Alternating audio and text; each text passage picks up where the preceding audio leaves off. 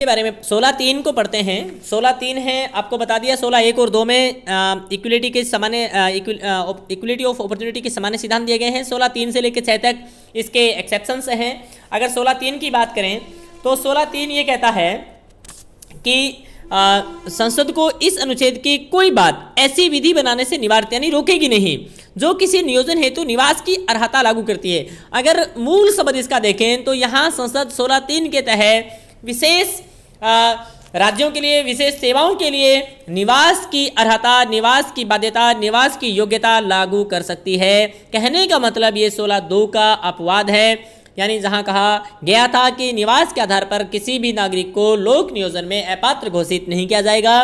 यहाँ उस बात का संसद ने ये कहकर कि संसद को ये पावर दी गई है कि वो निवास की बाध्यता भी किसी सेवा के लिए, किसी कैडर के लिए, किसी राज्य के लिए लागू कर सकती है। और लोक नियोजन अधिनियम इसके लिए 1957 पारित किया गया और वहाँ हिमाचल प्रदेश, मणिपुर, त्रिपुरा, ये जो 3 स्टेट थे, पहले तेलंगाना को भी शामिल किया गया था, बाद में इसको हटा दिया गया क्योंकि तेलंगाना एक क्षेत्र विशेष था जो आज राज्य है, वो उस समय राज्य नहीं था। तो आज भी अगर अपने देखें तो हिमाचल प्रदेश, मणिपुर, त्रिपुरा, ये जो 3 राज्य हैं, यहाँ आज भी कुछ ऐसी सेवाएं हैं जो केवल उन्हीं राज्य के निवासियों के लिए खुली रहती हैं, है ना। अब अपने राजस्थान की बात करें तो राजस्थान में हम जब भी कोई वैकेंसी आती है तो उसमें सभी भारतवर्ष के जो भी अलग अलग राज्यों के नागरिक होते हैं वो अपना फॉर्म भरते हैं, लोक नियोजन के लिए अपनी किस्मत को आजमाते हैं।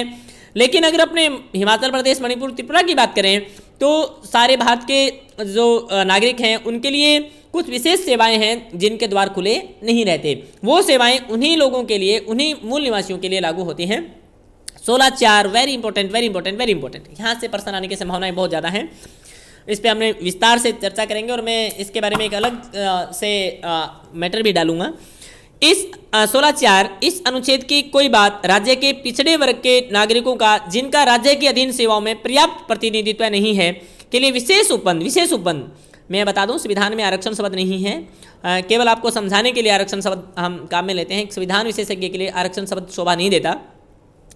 विशेष उपबंध करने से निवारित नहीं करेगी। कहने का मतलब है 16(4) है, उसमें राज्य के पिछड़े वर्ग के नागरिक, अब पिछड़े वर्ग के नागरिक कौन से हैं, इसमें SC भी शामिल हो जाएगा, इसमें ST भी शामिल हो जाएगा और इसमें अपने अदर बैकवर्ड क्लासेस भी शामिल हो जाएगा।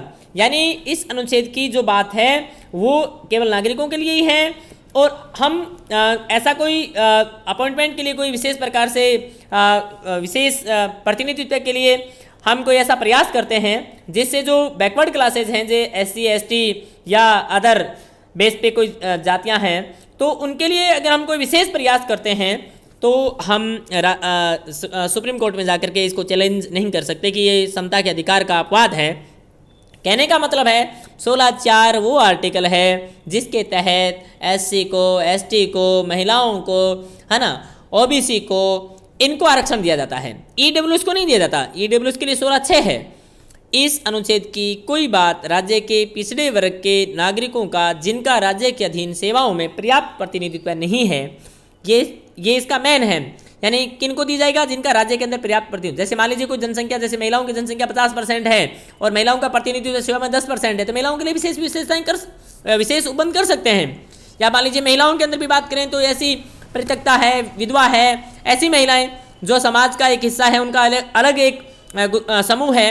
और महिलाओं के अंदर भी जो 100 महिलाएं हैं मान लीजिए, उसमें ऐसी महिलाएं मान लीजिए 2 या 4% हैं और सेवाओं में उनका प्रतिशत है ही नहीं, तो उन महिलाओं के लिए भी राज्य है वो प्रतिक्ता का, विधवा का अलग एक कैडर, अलग एक वर्ग बना सकता है और उनको भी विशेष उपबंध, यानी कहने का मतलब सीधा सा आरक्षण दे सकता है। तो 16(4) बहुत विस्तृत आर्टिकल है। अगर इसकी अपने बात करें तो इसमें 2 सब क्लोज और हैं, 16(4) क और 16(4) ख।